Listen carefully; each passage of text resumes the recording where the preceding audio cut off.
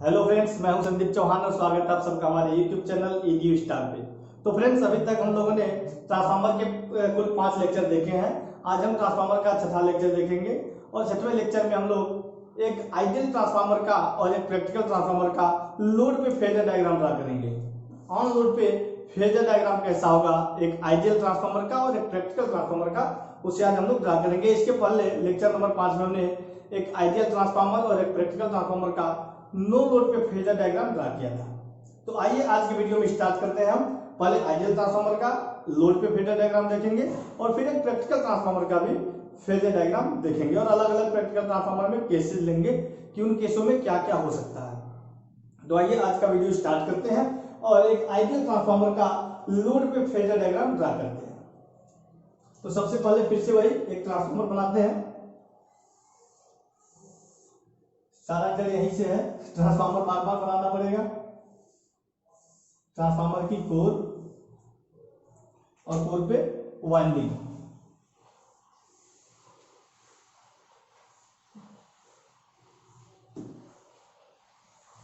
यह है ट्रांसफार्मर की प्राइमरी वाइंडिंग जहां से हमने सोर्स कनेक्ट कर दिया। ट्रांसफार्मर की प्राइमरी वाइंडिंग जहां पे सोर्स कनेक्ट है, सोर्स का वोल्टेज V1 वोल्टेज हमने लिया और इस V1 वोल्टेज के कारण जो यहाँ पे EMF इंड्यूस हुआ उसको हमने नाम दिया E1। V1 और E1, V1 जो है वो सप्लाई वोल्टेज है और E1 जो है जो EMF इंड्यूस हो रहा है उसके प्राइमरी वाइंडिंग में वो है। यहाँ पे नंबर ऑफ टर्न हमने लिया N1, number of turn in primary winding N1। अब देखिए सेकेंडरी वाइंडिंग, यहाँ पे लोड कनेक्ट करते हैं, यह है सेकेंडरी वाइंडिंग। तो अभी तक आप लोगों ने पढ़ा था, जब नो लोड पे पढ़ा था तो सेकेंडरी वाइंडिंग में कोई भी लोड कनेक्ट नहीं किया जा रहा था, लेकिन जब हम ऑन लोड पे बात करेंगे ट्रांसफार्मर का तो अब यहाँ पे हम सेकेंडरी वाइंडिंग को ओपन नहीं छोड़ेंगे, अब वहां पे एक लोड कनेक्ट करेंगे। और लोड जो है वो किसी भी नेचर का हो सकता है, रेजिस्टिव नेचर का हो सकता है, इंडक्टिव नेचर का हो सकता है या कैपेसिटिव नेचर का हो सकता है। मुख्यतः जो होता है, जो लोड की नेचर होती है वो इंडक्टिव भी होती है। तो अभी हम जो भी कैलकुलेशंस करेंगे वहां पे इंडक्टिव लोड मान के चलेंगे कि जो हमने लोड कनेक्ट किया है उसका नेचर इंडक्टिव है।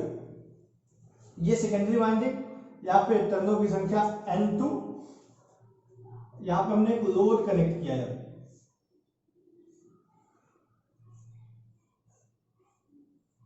लोड कनेक्ट किया ZL और ZL को हमने मान लिया है कि ये इंडक्टिव लोड है। इसका जो नेचर है वो इंडक्टिव टाइप का, प्योर इंडक्टिव नहीं, थोड़ा सा रेजिस्टिव और थोड़ा सा इंडक्टिव। इंडक्टिव ज्यादा और रेजिस्टिव थोड़ा सा कम, इंडक्टिव नेचर का लोड है। सेकेंडरी पे जो EMF इंड्यूस होगा E2 और लोड के क्रॉस जो वोल्टेज होगा उसे हम कहेंगे V2। लोड के क्रॉस जो वोल्टेज होगा उसे V2 और सेकेंडरी वाइंडिंग पे जो EMF जनरेट होगा उसे E2 कहेंगे। अब देखिए, अभी तक यहाँ पे लोड नहीं था तो यहाँ पे नो लोड करंट फ्लो कर रहा था और नो लोड करंट की जो वैल्यू थी वो I0 थी। नो लोड करंट की वैल्यू I0, आइडियल ट्रांसफार्मर में जो नो लोड करंट था वो I म्यू फ्लो कर रहा था। आइडियल ट्रांसफार्मर जब नो लोड पे देखेंगे तो वहां पे केवल और केवल एक करंट फ्लो किया था जिसे हमने IM नाम दिया था, मैग्नेटाइजिंग करंट का नाम दिया था कि IM करंट यहाँ पे फ्लो कर रहा है जब नो लोड पे था तब IM। अभी जब नो लोड पे था ट्रांसफार्मर तो यहाँ पे केवल और केवल मैग्नेटाइजिंग करंट फ्लो कर रहा था और सेकेंडरी वाइंडिंग पे कोई करंट फ्लो नहीं कर रहा था जब ये नो लोड पे था ट्रांसफार्मर। अब जैसे ही इसमें लोड कनेक्ट किया गया, लोड कनेक्ट करते ही क्योंकि यहाँ पे वोल्टेज E2 जनरेट है और यहाँ पे हमने लोड कनेक्ट करके इस सर्किट को पूरा कर दिया, बंद सर्किट हो गया और जब सर्किट क्लोज हो जाएगा तो उस सर्किट में भी करंट फ्लो करने लगेगा। तो यहाँ पे सेकेंडरी वाइंडिंग का सर्किट हमने क्लोज कर दिया लोड लगा के। अब ये सर्किट क्लोज हो गया, इस सर्किट में वोल्टेज E2 है तो यहाँ पे भी एक करंट फ्लो करने लगेगा तो जिसे हम I2 कहेंगे। यहाँ पे करंट फ्लो कर जाएगा और चूंकि ये सेकेंडरी वाइंडिंग में करंट फ्लो कर रहा है तो इसे हम नाम देते हैं I2। सेकेंडरी वाइंडिंग में करंट फ्लो कर गया। अब देखिए इसका इफेक्ट क्या होगा। I2 यदि यहाँ पे फ्लो कर गया, वर्किंग प्रिंसिपल में हमने बताया है, जिसको अभी यहाँ पे थोड़ा सा कम समझ है वर्किंग प्रिंसिपल का वीडियो निकालिएगा प्लेलिस्ट से और उसे देखिएगा, काफी अच्छे से आपको समझ आएगी वीडियो। यहाँ पे जैसे ही I2 करंट फ्लो कर जाएगा सेकेंडरी वाइंडिंग में, I2 करंट के कारण यहाँ पे फ्लक्स जनरेट होगा phi2। IM के कारण जो फ्लक्स जनरेट हुआ उसे हम phi m कह सकते हैं। IM के कारण मीन्स इसे मेन फ्लक्स बोल सकते हैं। IM के कारण जो फ्लक्स जनरेट हुआ था वो मेन फ्लक्स था, और मेन फ्लक्स का डायरेक्शन एक बार बता देते हैं, रिवाइंड कर देते हैं इसे।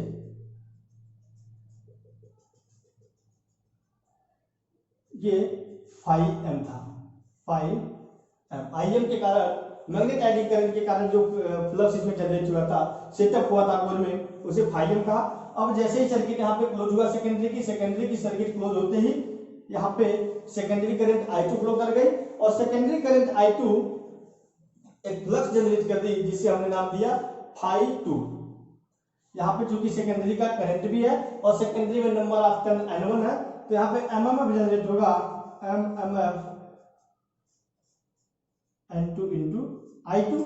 अब ये N2 इंटू I2 जो है वो जो सेकेंडरी का फ्लक्स phi2 जनरेट हुआ है उसे कोर में सेटअप करने का कार्य करेगा, उसे कोर में सेटअप कराएगा।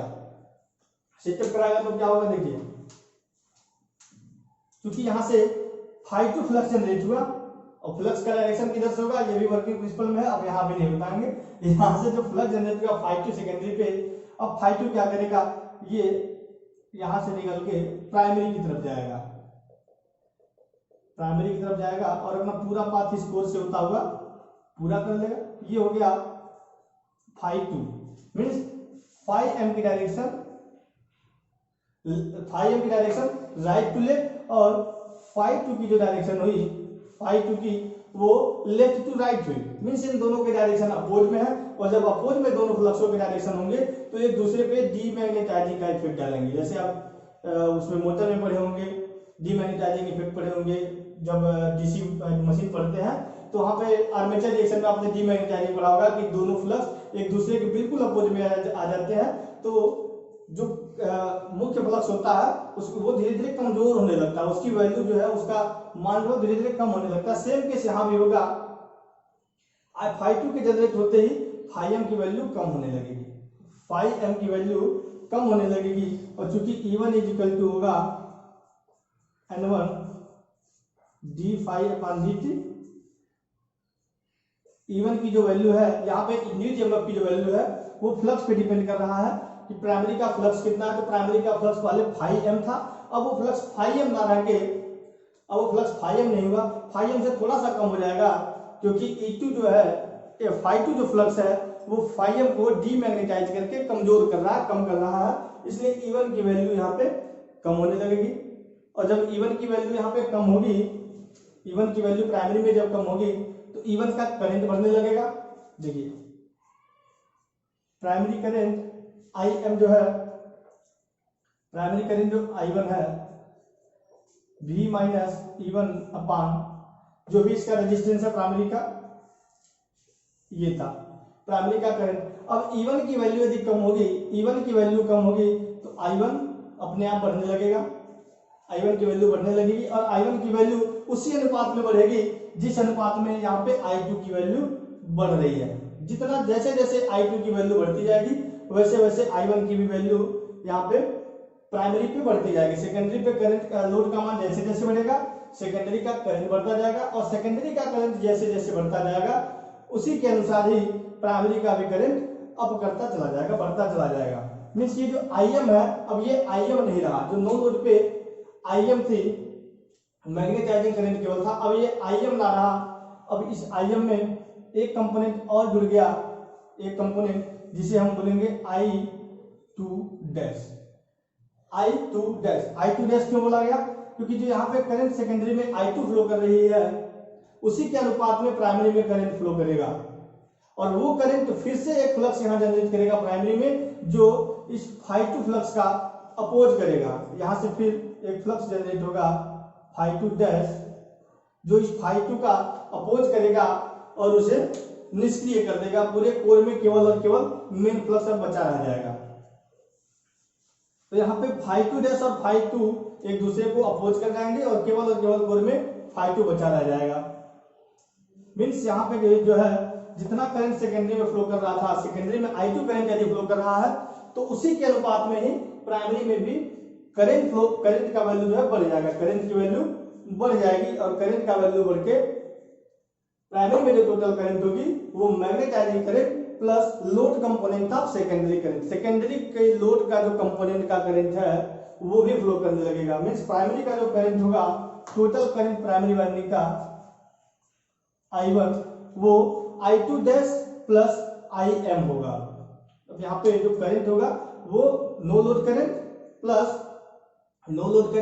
प्लस सेकेंडरी का जो कंपोनेंट है, लोड बढ़ने के कारण जो करंट में वृद्धि हुआ वो, ये दोनों करंट अब प्राइमरी वाइंडिंग में फ्लो करने लगेंगे।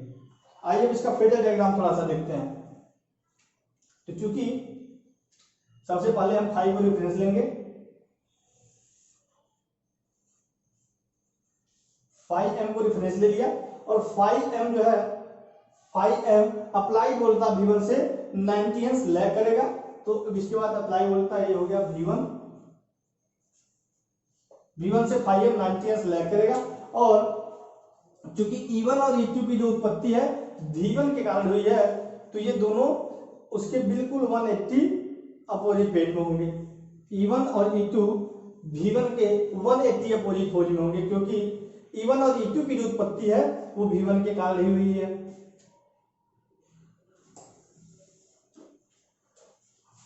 E1 और E2, अब यहाँ पे E1 E2 भी हो गए और E2 की जो वैल्यू है, क्योंकि हमने आइडियल ट्रांसफार्मर मान रखा है, तो जो E2 की वैल्यू होगी वो लोड के क्रॉस वोल्टेज के बराबर होगी। E2 की वैल्यू लोड के क्रॉस वोल्टेज जो V2 है उसके बराबर होगी, क्योंकि इसके वाइंडिंग में हमने अभी तक मान रखा है कि कोई भी वोल्टेज ड्रॉप नहीं हो रहा है। वाइंडिंग या तो प्राइमरी वाइंडिंग हो या तो सेकेंडरी वाइंडिंग हो, कहीं भी वोल्टेज ड्रॉप नहीं हो रहा है।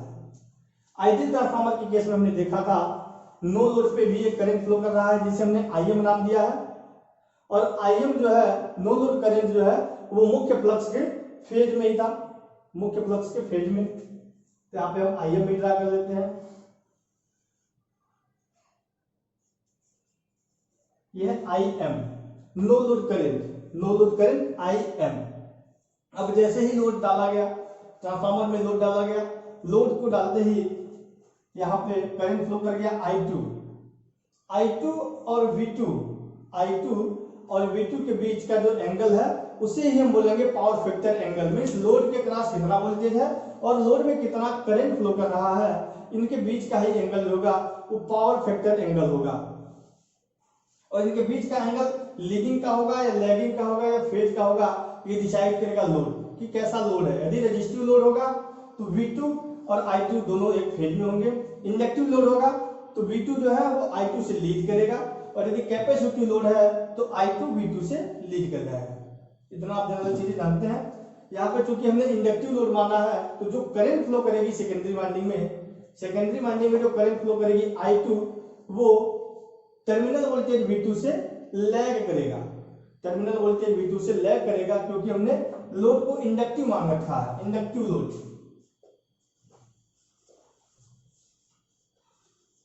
मान रखा है कि ZL जो है वो इंडक्टिव है, और यदि लोड इंडक्टिव है तो टर्मिनल वोल्टेज से करंट जो होगा, करंट वो लैग करेगा। तो यहाँ पे हम फेजर डायग्राम में खींच लेते हैं इसे। ये होगा I2 V2 से लैग कर रहा है। V2 जो है ये लोड के क्रॉस वोल्टेज है, I2 जो है लोड में करंट है, और यहाँ पे हम देख रहे हैं कि I2 जो है वो लैग कर रहा है V2 से, और V2 से कितना एंगल लैग कर रहा है, यही सेकेंडरी का पावर फैक्टर होगा, सेकेंडरी वाइंडिंग का पावर फैक्टर होगा, जिसे हम ∅2 भी बोल सकते हैं। यहाँ ∅2 फ्लक्स नहीं है, ये पावर फैक्टर एंगल है। इसे आप θ2 बोल लीजिए, थीटा बोल लीजिए, ∅2 बोल लीजिए। इसे हमने यहाँ पे ∅2 डोनेट किया, ∅2 से डिनोट किया कि V2 और E1 के बीच का जो एंगल है उसे हम बोलेंगे सेकेंडरी पे जो लोड है उसका पावर फैक्टर एंगल, सेकेंडरी का पावर फैक्टर एंगल इसे बोलेंगे। अब प्राइमरी की तरफ आते हैं कि प्राइमरी पे क्या इफेक्ट हुआ। तो चूंकि जितना करंट यहाँ पे I2 जनरेट हुआ, I2 फ्लो किया सेकेंडरी वाइंडिंग में, उसी के अनुपात में प्राइमरी में भी करंट फ्लो करेगा। यहाँ पे MMF, एक चीज और देख लीजिए आप, प्राइमरी में जो MMF था N1 × I1 N2 into I2, N1 into I1, MMF in primary और MMF in secondary। N1 into I1 is equal to N2 into I2। यहाँ से हम लिख सकते हैं I1 बटे I2 is equal to N2 बटे N1, और N2 बटे N1 को हम बोलते हैं ट्रांसफॉर्मेशन रेशियो K। N2 बटे N1 को ट्रांसफॉर्मेशन रेशियो बोला जाता है K, means I1 is equal to K time I2। यदि ट्रांसफॉर्मेशन रेशियो 1 है, मीन्स ट्रांसफार्मर ना ही स्टेप अप कर रहा है वोल्टेज को, ना ही स्टेप डाउन कर रहा है, तो जो I2 की वैल्यू होगी वही I1 की वैल्यू होगी अपोजिट फेज में। यदि आइसोलेटेड ट्रांसफार्मर है, K की वैल्यू 1 है, ना ही ये वोल्टेज को स्टेप अप कर रहा है, ना ही ये वोल्टेज को स्टेप डाउन कर रहा है, मीन्स K की वैल्यू यदि 1 है, यूनिटी है, तो जितना करंट सेकेंडरी में फ्लो करेगा सेम का सेम करंट प्राइमरी में भी फ्लो करेगा।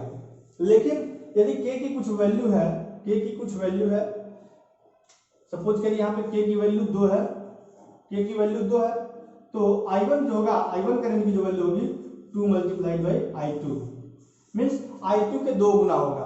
करंट की जो वैल्यू होगी प्राइमरी में वो सेकेंडरी के 2 गुना होगी। तो जो करंट फ्लो करेगा वो हम ये नहीं कर सकते कि इसके मैग्नीट्यूड सेम होंगे। हाँ, ये दोनों एक अपोजिट डायरेक्शन में होंगे, प्राइमरी का करंट और सेकेंडरी का करंट अपोजिट डायरेक्शन में होंगे, लेकिन हम ये नहीं कर सकते कि इनके मैग्नीट्यूड सेम होंगे। इनके मैग्नीट्यूड सेम नहीं होंगे, मैग्नीट्यूड डिपेंड करेगा कि ट्रांसफॉर्मेशन रेशियो क्या है, ट्रांसफार्मर का ट्रांसफॉर्मेशन रेशियो कितना रखा गया है। अब यहाँ पे I2 फ्लो किया और I2 के कारण ही प्राइमरी वाइंडिंग में करंट फ्लो किया I2 dash, load component of secondary current in primary winding, load component of secondary current in primary winding जो I2 डैश था, I2 डैश प्राइमरी में फ्लो कर गया। अब देखिए यहाँ पे क्या हो सकता है, थोड़ा सा और इसमें देख लें। यहाँ पे जो रिजल्टेंट करंट होगा प्राइमरी वाइंडिंग में वो मैग्नेटाइजिंग करंट और सेकेंडरी करंट के, सेकेंडरी पे लोड के कारण जो करंट फ्लो किया उनका वेक्टर सम होगा। जो प्राइमरी में करंट फ्लो करेगा, टोटल करंट जो I1 की वैल्यू है, I1 is equal to I2 dash plus IM, इनका वेक्टर सम होगा। I1 की जो वैल्यू है प्राइमरी का जो करंट है वो सेकेंडरी के load component current plus primary का मैग्नेटाइजिंग करंट, इन दोनों का वेक्टर सम होगा। और वेक्टर सम कैसे करेंगे,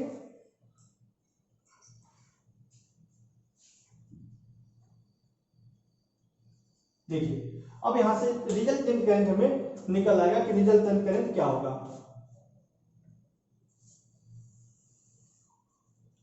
ये जो है यहाँ पे ये I1 की वैल्यू होगी, प्राइमरी करंट की जो एक्चुअल वैल्यू है I1 की वैल्यू होगी प्राइमरी करंट में, प्राइमरी वाइंडिंग में करंट की जो वैल्यू होगी I1, वो मैग्नेटाइजिंग करंट प्लस सेकेंडरी के कारण कितना करंट फ्लो किया प्राइमरी में, वो इन दोनों का वेक्टर सम होगा। यहाँ पे जो पावर फैक्टर होगा, यहाँ पे जो पावर फैक्टर होगा वो प्राइमरी पे कितना हमने वोल्टेज अप्लाई किया और प्राइमरी में टोटल करंट कितना फ्लो किया, इसके बीच का एंगल होगा। इसे हम φ1 भी कह सकते हैं, ये φ1 होगा। कई बुकों में मैग्नेटाइजिंग करंट को निगलेक्ट कर दिया है, जब लोड पे खींचा गया फिगर डायग्राम तो मैग्नेटाइजिंग करंट को आइडियल ट्रांसफार्मर के केस में निगलेक्ट किया गया है, क्योंकि इसकी वैल्यू बहुत ही कम होती है। कुछ बुकों में किया है, कुछ बुकों में नहीं किया है, लेकिन हमें पढ़ना जरूरी है, इसे समझना जरूरी है कि है क्या एक्चुअल में। क्योंकि हमने नो लोड पे आइडियल ट्रांसफार्मर पे मैग्नेटाइजिंग करंट ली है, तो हम यहाँ भी जब लोड डालेंगे तो लोड के केस में भी मैग्नेटाइजिंग करंट लेंगे। यहाँ से एक चीज और हम देख सकते हैं, क्योंकि बुकों में दिया है कि जो सेकेंडरी का पावर फैक्टर होगा वो प्राइमरी के पावर फैक्टर एंगल के बराबर होगा एक आइडियल ट्रांसफार्मर में लोड के केस में। लेकिन यदि यहाँ से हम इस फेजर डायग्राम से देखें तो हमें दिख रहा है कि जो सेकेंडरी पे पावर फैक्टर एंगल है उसकी वैल्यू कम है और प्राइमरी पे जो पावर फैक्टर एंगल है एंगल की वैल्यू ज्यादा है, means cos φ1 is less than cos φ2। Primary का पावर फैक्टर सेकेंडरी के पावर फैक्टर से खराब है, ऐसा दिख रहा हमें आइडियल ट्रांसफार्मर के केस में। आइडियल ट्रांसफार्मर के केस में φ1 इज ग्रेटर देन φ2, φ1 की जो वैल्यू है वो φ2 से ज्यादा दिख रही है, और पावर फैक्टर जो प्राइमरी का है वो सेकेंडरी के पावर फैक्टर से खराब दिख रहा है। सेकेंडरी का पावर फैक्टर अच्छा है और प्राइमरी का पावर फैक्टर खराब है। तो कई बुकों में इन चीजों को लिया गया है और कई बुकों में ये लिया गया है कि इन दोनों के पावर फैक्टर सेम होंगे, ऐसे लिया गया है। cos φ1 is equal to cos φ2 and φ1 is equal to φ2। तो जिन बुकों में निगलेक्ट किया गया है, जिन बुकों में मैग्नेटाइजिंग करंट को निगलेक्ट कर दिया गया है आइडियल ट्रांसफार्मर की केस में, उसमें ये लिखा गया है cos φ1 is equal to cos φ2 या φ1 is equal to φ2। और जिसमें आइडियल को निगलेक्ट नहीं किया गया है उसमें पावर फैक्टर जो लिखा है, पावर फैक्टर प्राइमरी का जो होगा वो सेकेंडरी के पावर फैक्टर से खराब होगा, मींस प्राइमरी का पावर फैक्टर एंगल अधिक होगा और सेकेंडरी का पावर फैक्टर एंगल कम होगा।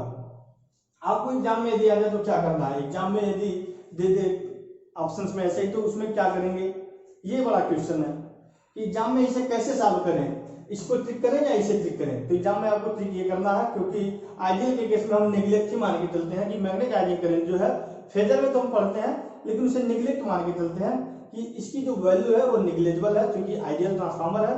तो आइडियल के केस में हम ये मानेंगे, यदि आ जाए ऑप्शन में तो हमें यही सही करना है कि जो पावर फैक्टर प्राइमरी का होगा वही पावर फैक्टर सेकेंडरी का होगा, पावर फैक्टर एंगल भी प्राइमरी और सेकेंडरी का सेम होगा आइडियल ट्रांसफार्मर की केस में।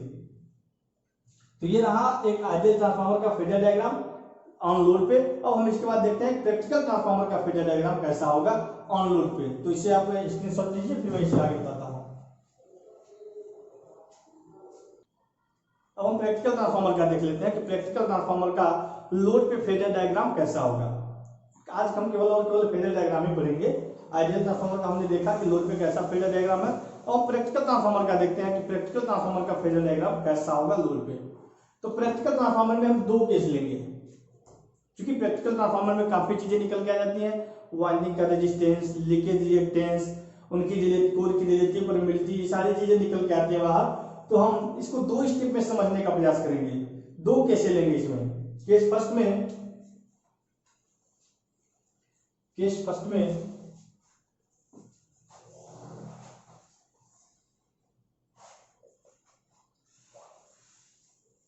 वाइंडिंग रेजिस्टेंस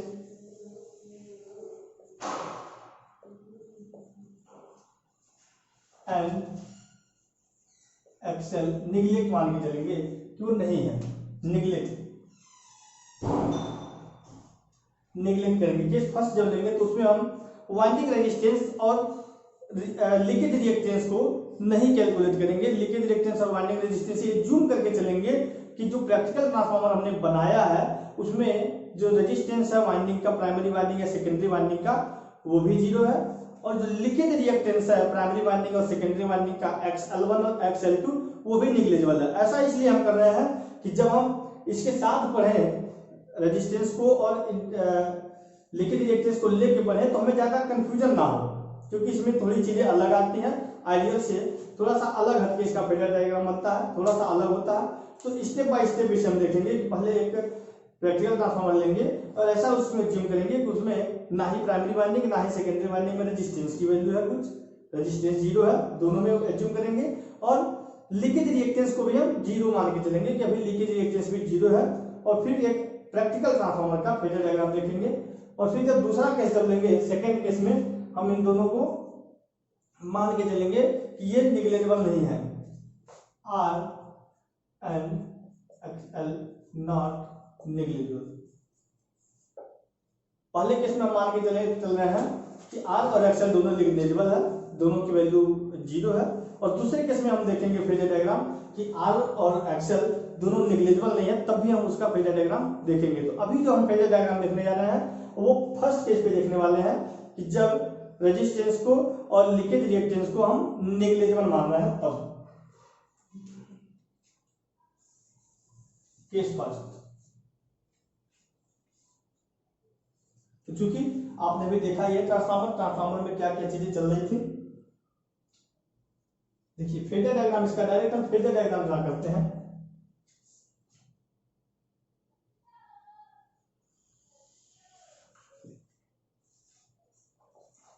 ये है main flux phi M. Phi M को ही रेफरेंस लेंगे हम जब भी फेजर डायग्राम ड्रा करेंगे, तो फाई एम को रेफरेंस लेंगे।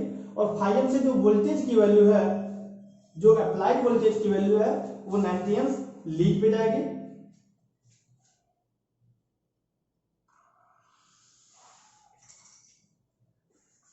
यह है V1 की वैल्यू। V1 की वैल्यू जो है वो 90 एम्स लीड पे आ गई 5 एम से।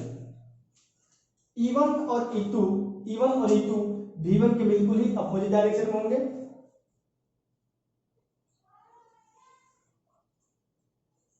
E1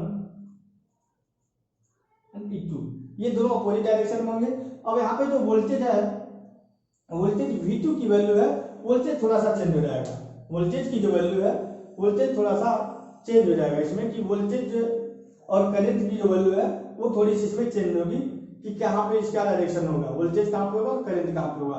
तो जब हम फर्स्ट केस में देखेंगे, जिसमें हमने निगलेक्ट मान के रखा है वाइंडिंग का रेजिस्टेंस और लीकेज रिएक्टेंस निगलेक्ट है, ट्रांसफार्मर बना ही लेते हैं।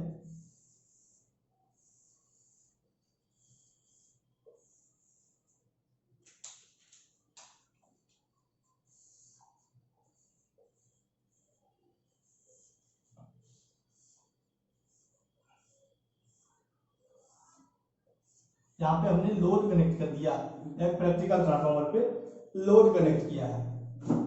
प्रैक्टिकल ट्रांसफार्मर पे यहाँ पे लोड कनेक्ट किया और यहाँ से सप्लाई वोल्टेज V1 दे रहे हैं, V1। अब देखिए, यदि प्रैक्टिकल ट्रांसफार्मर होता है और यदि हम इसमें वाइंडिंग का कुछ रेजिस्टेंस लेके चलते और कुछ लीकेज रिएक्टेंस लेके चलते, तो यहाँ पे जो E1 इंड्यूस होता, E1 वो V1 के बराबर नहीं होता। E1 V1 के बराबर नहीं होता। प्रैक्टिकल ट्रांसफार्मर में यही होता है कि V1 एंड E1 इक्वल नहीं होते हैं। और यहाँ पे जो लोड के अक्रॉस वोल्टेज V2 है, या यहाँ पे जो जनरेटेड वोल्टेज E2 है, ये भी एक दूसरे के बराबर नहीं होते हैं प्रैक्टिकल ट्रांसफार्मर के केस में। लेकिन हमने प्रैक्टिकल में भी एक केस ऐसा माना कि इनके रेजिस्टेंस को और इनके लीकेज रिएक्टेंस को हम नेग्लेक्ट कर दें, मींस इस वाइंडिंग में किसी प्रकार का वोल्टेज ड्रॉप नहीं हो, तब V1 और E1 बराबर होंगे और V2 और E2 बराबर होंगे। केस फर्स्ट में, प्रैक्टिकल ट्रांसफार्मर के केस फर्स्ट को जो हमने लिया है, रेजिस्टेंस और लीकेज रिएक्टेंस प्राइमरी वाइंडिंग का सेकेंडरी वाइंडिंग का नेग्लेक्ट माना है। और जब उसे नेग्लेक्ट मानेंगे तो प्राइमरी का वोल्टेज प्राइमरी में इंड्यूस्ड ईएमएफ के बराबर होगा, सेकेंडरी का वोल्टेज सेकेंडरी में इंड्यूस्ड ईएमएफ के बराबर होगा। प्रैक्टिकल के केस में भी हमने एज्यूम किया है, बस एज्यूम करते हैं ऐसा हो तब। क्योंकि प्रैक्टिकल ट्रांसफार्मर के केस में हम देख रहे थे कि दो प्रकार के करंट फ्लो कर रहे हैं, दो प्रकार के करंट फ्लो कर रहे थे। आई नॉट की जो वैल्यू थी, आई नॉट, इसके दो कंपोनेंट थे, एक आई एम जिसको हमने मैग्नेटाइजिंग कंपोनेंट बोला था, मैग्नेटाइजिंग कंपोनेंट या रिएक्टिव कंपोनेंट, वाटलेस कंपोनेंट बोला था। और दूसरा था आई डब्ल्यू, आई एम और आई डब्ल्यू जिसको हमने वर्किंग कंपोनेंट बोला था, या जो कंपोनेंट ट्रांसफार्मर में लॉस करा रहा है इसे लॉसी कंपोनेंट बोला था, वाटफुल कंपोनेंट बोला था हमने। ये ट्रांसफार्मर में लॉस कराएगा और ये मैग्नेटिक फ्लक्स को जनरेट करेगा।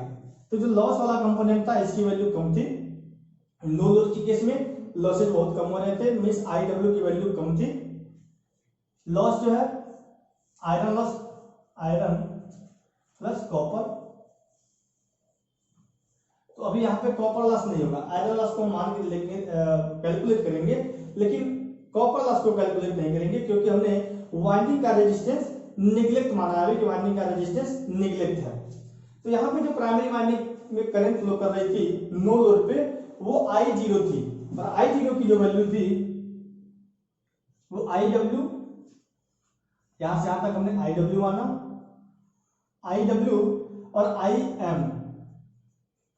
IM का वेक्टर सम था, IW और IM का वेक्टर सम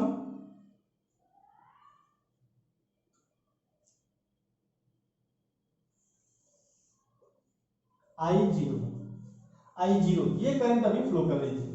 प्रैक्टिकल ट्रांसफार्मर के केस में नो लोड पे हमने यहां तक देखा था कि नो लोड पे प्राइमरी में करंट I0 फ्लो कर रही थी, और I0 के दो कंपोनेंट थे, एक मैग्नेटाइजिंग कंपोनेंट, एक वाटफुल कंपोनेंट। मैग्नेटाइजिंग और वाटफुल कंपोनेंट दो करंट फ्लो कर रहे थे। अब क्या होगा, प्रैक्टिकल ट्रांसफार्मर पे जब लोड डाल दिया हमने, तो लोड के केस में अब यहाँ पे करंट फ्लो करना शुरू हो गया, I2 करंट फ्लो किया, और इस I2 करंट के कारण जो यहाँ पे I2 करंट फ्लो कर रहा था, अब I0 नहीं रह गया, अब यहाँ पे भी I2 डैश कंपोनेंट आ जाएगा, लोड करंट का कंपोनेंट प्राइमरी में भी आ जाएगा, और यहाँ पे जाके टोटल करंट I1 बनेगा। प्राइमरी में अभी टोटल करंट होगा वो no load current plus secondary पे लोड के कारण जो करंट पैदा हुआ उसका कंपोनेंट I2 डैश, इन दोनों के योग को मिला के प्राइमरी का करंट I1 बनेगा, सेकेंडरी का करंट I2। I2 की जो वैल्यू है, I2 डैश की जो वैल्यू है वो डिपेंड करेगा कि इसका ट्रांसफॉर्मेशन रेशियो कितना है, ट्रांसफार्मर का ट्रांसफॉर्मेशन रेशियो क्या है, K की वैल्यू पे डिपेंड करेगा कि I2 डैश की जो वैल्यू है वो I2 से कम होगी या I2 से अधिक होगी, ये डिपेंड करेगा कि इसका ट्रांसफॉर्मेशन रेशियो क्या है। तो लोड जैसे ही लगा दिया गया, सेकेंडरी पर जैसे ही हमने लोड कनेक्ट किया, लोड कनेक्ट होते ही लोड के कारण प्राइमरी में भी करंट फ्लो करने लगा, नो लोड से करंट की वैल्यू बढ़ने लगी, और जो बढ़ी हुई वैल्यू है वही I2 डैश। अब देखिए यहाँ पे I1 की जो वैल्यू है I2 डैश प्लस I0 है, और सेकेंडरी पे जो करंट की वैल्यू है वो I0। अब यहाँ पे I2 है, सेकेंडरी पे जो करंट की वैल्यू है वो I2 है। अब I2 और V2 के बीच का एंगल, I2 और V2 फेज में होंगे, लीड में होंगे, लैग पे होंगे, वो डिपेंड करेगा कि ट्रांसफार्मर पे लोड कैसा है, inductive load, capacitive load, resistive load, कैसा लोड है। रेजिस्टिव लोड होगा तो दोनों फेज में होंगे, इंडक्टिव लोड होगा तो करंट लैग करेगा, कैपेसिटिव लोड होगा तो करंट लीड कर जाएगा। तो चूंकि अभी हम मान के चल रहे हैं कि जो लोड है, जो जनरल हमने लगाया है लोड, वो इंडक्टिव नेचर का है, और यदि इंडक्टिव नेचर का लोड है जो करंट फ्लो करेगा सेकेंडरी वाइंडिंग में, वो लोड के क्रॉस टर्मिनल वोल्टेज V2 से लैग करेगा, V2 से लैग करेगा। इस केस में भी, प्रैक्टिकल ट्रांसफार्मर के केस में भी, केस नंबर फर्स्ट में E2 equal to V2, E2 equal to V2 लिया हमने। अब यहां से V2 से जो करंट की वैल्यू है, करंट की वैल्यू वो लैग करेगी, कितना लैग करेगी वो डिपेंड करेगा कि कितना ज्यादा इंडक्टिव है, लोड कितना ज्यादा इंडक्टिव है। सपोज करिए I2 करंट की जो वैल्यू है, सेकेंडरी वाइंडिंग में करंट की वैल्यू वो बोलता से Phi2 एंगल लैग किया, टर्मिनल वोल्टेज V2 से सेकेंडरी का जो करंट I2 है वो Phi2 एंगल लैग किया, और Phi2 एंगल लैग करने के कारण इसके में पावर फैक्टर हो गया कि ये Phi2 जो है वो पावर फैक्टर को दर्शाएगा कि पावर फैक्टर एंगल इतना है। Phi2 जो है पावर फैक्टर एंगल है, क्योंकि ये टर्मिनल वोल्टेज और इसमें प्रवाहित होने वाली धारा के बीच का एंगल है, तो इसे हम बोलेंगे पावर फैक्टर एंगल, या इसे बोल सकते हैं हम सेकेंडरी का पावर फैक्टर, ट्रांसफार्मर की सेकेंडरी का पावर फैक्टर। अब इस I2 करंट के कारण ही प्राइमरी में करंट फ्लो कर रही है, और बिल्कुल दोनों जो करंट है I2 और I2 डैश जो करंट है वो एक दूसरे के अपोजिट डायरेक्शन में है। तो यहां से प्राइमरी में भी जो करंट फ्लो करेगा I2 डैश वो I2 के बिल्कुल ही अपोजिट, 180 के अपोजिट बिल्कुल होगा। I2 जो है वो वोल्टेज से लैग कर रहा है, और I2 डैश जो होगा वो प्राइमरी वाइंडिंग में जो फ्लो करेगा वो I2 के बिल्कुल 180 अपोज पे होगा, I2 डैश। अब प्राइमरी में फिर दो करंट हो गए, नो लोड पे भी दो करंट थे, एक मैग्नेटाइजिंग करंट, एक वाटफुल कंपोनेंट। अब प्राइमरी में फिर दो करंट हो गए, पहला current no load current I0, और दूसरा लोड के कारण जो करंट फ्लो कर गया प्राइमरी में वो I2 डैश। अब इन दोनों का योग करेंगे, अब इन दोनों का जो योग होगा, वेक्टर एडिशन जो इन दोनों का होगा, यहाँ पे जैसा हमने पढ़ा है, अभी देखा है, I1 जो भी प्राइमरी में जो करंट की वैल्यू होगी, टोटल करंट की वैल्यू होगी, वो लोड के कारण प्राइमरी में करंट की वैल्यू और नो लोड पे करंट की वैल्यू प्राइमरी में कितनी है, उन दोनों का वेक्टर सम होगा। तो जो I1 है वो I2 डैश और I0 का वेक्टर सम होगा। अब इसका वेक्टर सम कैसे करें, एंटीपैरेलल नाम रूल।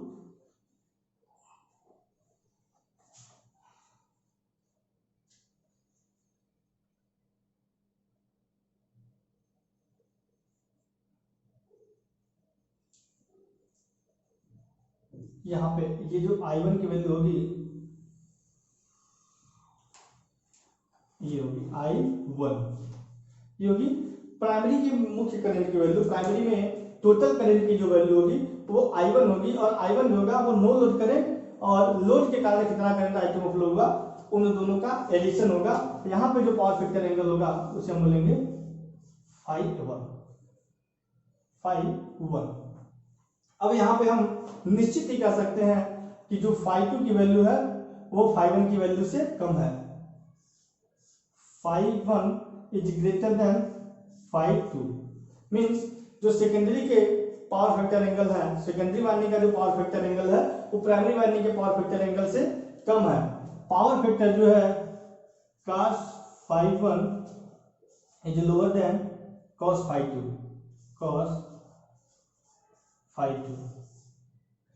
मीन्स सेकेंडरी वाइंडिंग का जो पावर फैक्टर है वो प्राइमरी वाइंडिंग के पावर फैक्टर से अच्छा है। इस चीज को आप याद रखिएगा, बिल्कुल नोट करके लिखिएगा कि इंडक्टिव लोड पे प्राइमरी का पावर फैक्टर सेकेंडरी के पावर फैक्टर से खराब होता है। प्राइमरी का जो पावर फैक्टर है वो सेकेंडरी के पावर फैक्टर से खराब होता है। यदि नो लोड कंपोनेंट यहाँ पे नहीं आता, नो लोड कंपोनेंट यदि जीरो होता, प्राइमरी में यदि नो लोड कंपोनेंट जीरो होता तो जितना पावर फैक्टर एंगल सेकेंडरी का होता उतना ही पावर फैक्टर एंगल प्राइमरी का होता। मींस जितना पावर फैक्टर सेकेंडरी का होता उतना ही पावर फैक्टर प्राइमरी का होता। दूसरी चीज आपको ये नोट करनी है कि जो करंट की वैल्यू है, करंट की वैल्यू जो सेकेंडरी में है वो प्राइमरी से कम है, क्योंकि प्राइमरी में दो प्रकार की करंट आएगा, एक तो नो लोड करंट और दूसरा जो सेकेंडरी के कारण प्राइमरी में करंट रिफ्लेक्ट किया वो, ये दो प्रकार के करंट इसमें रिफ्लेक्ट करने लगे। तो करंट की जो वैल्यू है यदि ट्रांसफॉर्मेशन रेशियो 1 हो, यदि हम 1 मान के चले, K = 1 मान के चले, तो ट्रांसफार्मर की जो प्राइमरी में करंट फ्लो होगा वो सेकेंडरी के करंट से ज्यादा होगा। K = 1 के लिए I1 is greater than I2, K = 1 के लिए। नहीं तो बाकी डिपेंड कर रहा है कि K की वैल्यू 1 से कम है तो इस अलग मैटर होगा, K की वैल्यू यदि 1 से ज्यादा है तो उसके लिए अलग अलग परिस्थितियां बनेंगी कि I2 की वैल्यू I1 से कम भी हो सकती है और I2 से ज्यादा भी हो सकती है और I2 से कम भी हो सकती है। तो ये फेजर डायग्राम था इंडक्टिव लोड पे। ऐसे यदि हम चाहें तो रेजिस्टिव लोड पे भी ड्रा कर सकते हैं कि एक प्रैक्टिकल ट्रांसफार्मर का रेजिस्टिव लोड पे क्या होगा फेजर डायग्राम। आइए इसे भी यहां देख लेते हैं। फ्लक्स ∅m, मुख्य फ्लक्स यहाँ पे हो गया ∅m और यहाँ पे हो गया voltage, applied voltage Vm, ∅m और Vm के बीच 90 एंगल, Vm से बिल्कुल अपोज में E1 और E2 = V2। चूंकि ये जो केस है हम रेजिस्टिव मान के चलना है कि जो लोड है ये इंडक्टिव के केस में था, इंडक्टिव, यहाँ पे रेजिस्टिव लिख लीजिए। यहाँ पे जो लोड हमने लिया, सपोज कि यदि रेजिस्टिव लोड होता तो क्या होता फेजर डायग्राम वो हम देख लेते हैं। रेजिस्टिव लोड पे I2 की वैल्यू I0 यही पे होता, ये I0 की वैल्यू होगी, इतना तो सेम होगा बिल्कुल सब में। अब जो करंट फ्लो करेगा रेजिस्टिव लोड में वो V2 के फेज में होगा। यहाँ पे जो टर्मिनल वोल्टेज V2 है, यदि यहाँ पे रेजिस्टिव लोड होगा तो V2 और I2 दोनों एक दूसरे के फेज में होंगे। मींस I2 जो होगा बिल्कुल यही पे होगा, ये I2 V2 के बिल्कुल फेज में होगा। V2 का भी फेज यही है, V2 का भी डायरेक्शन यही है और I2 का भी डायरेक्शन यही होता है यदि रेजिस्टिव लोड होता तब। और उस समय जब प्राइमरी में करंट फ्लो करता I2 डैश रेजिस्टिव लोड पे, वो I2 के बिल्कुल अपोज में होता। I2 के अपोज होने का मतलब ये V1 के डायरेक्शन में होता, V1 अप्लाई बोलता V1 के डायरेक्शन में होता। अब यहाँ पे टोटल करंट की वैल्यू क्या होती, यहाँ पे टोटल करंट की value I2 dash plus no load पे प्राइमरी में करंट कितना है, इन दोनों का वेक्टर एडिशन के लिए फिर वही एंटी पैरेललोग्राम रूल, यहाँ करंट की वैल्यू I1।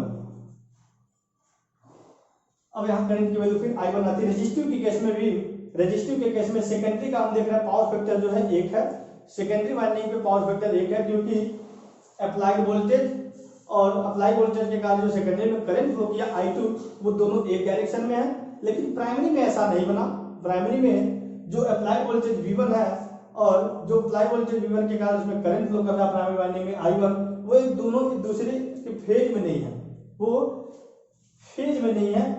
हालांकि यहाँ पे भी दिख रहा है, हमें यहाँ पे ऐसे दिख रहा है कि ये इंडक्टिव लोड की तरफ बात कर इंडक्टिव के बाद कार्य कर रहे हैं। मीन्स यहाँ पे एंगल क्रिएट हो गया φ1। अप्लाइड वोल्टेज V1 जो है वो लीड कर रहा है प्राइमरी के करंट I1 से।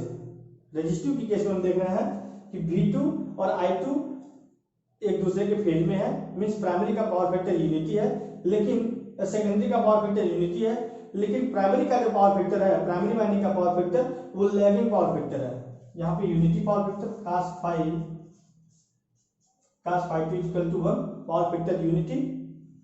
इस केस में प्राइमरी वाइंडिंग पे cos phi 1 जो है वो यूनिटी नहीं है, यूनिटी से कम होगा, 1 से कम होगा, लेस देन 1 होगा। मीन्स यदि सेकेंडरी का पावर फैक्टर यूनिटी है ट्रांसफार्मर के केस में, फिर भी प्राइमरी का जो पावर फैक्टर है वो यूनिटी ना होकर यूनिटी से कुछ कम है, क्योंकि सेकेंडरी पे जो एंगल मिल रहा है वोल्टेज और करंट का वो 0 है, प्राइमरी पे जो एंगल मिल रहा है वो φ1 मिल रहा है। तो ये रजिस्टिव के केस में। ऐसे यदि कैपेसिटिव के केस में देखेंगे तो जो I2 करंट फ्लो कर रहा है, I2 करंट सेकेंडरी वाइंडिंग में फ्लो कर रहा है, वो V2 से लीड कर जाएगा, और V2 से लीड करने के कारण जो करंट है प्राइमरी में जो करंट फ्लो करेगा वो V1 से यहाँ से लीड कर जाएगा। तो इसके बिल्कुल अपोजिट ही जैसा यहाँ पे बना इंडक्टिव के केस में, इसके अपोजिट ही कैपेसिटिव नेचर में बन जाएगा। तो ये था अभी केस फर्स्ट, जब हम फेजर डायग्राम पढ़ रहे हैं प्रैक्टिकल ट्रांसफार्मर का, तो इसका भी केस फर्स्ट हमने पढ़ा। केस सेकंड थोड़ा सा लंबा है, उसमें हम सर्किट डायग्राम को देखेंगे, ट्रांसफार्मर का सर्किट डायग्राम देखेंगे पूरा। सर्किट में रेजिस्टेंस और लीकेज रिएक्टेंस को लेकर कैलकुलेट करेंगे और वहां से फिर उनका फेजर डायग्राम ड्रा करेंगे। तो आज के लेक्चर में बस इतना ही। इसके बाद हम जब देखेंगे तो उसमें केस को कंसीडर करेंगे, उसमें रेजिस्टेंस को भी लेंगे, प्राइमरी और सेकेंडरी वाइंडिंग का रेजिस्टेंस को भी, और लीकेज रिएक्टेंस को भी, और फिर फेजर डायग्राम को ड्रा करेंगे। तो आज का वीडियो देखने के लिए धन्यवाद।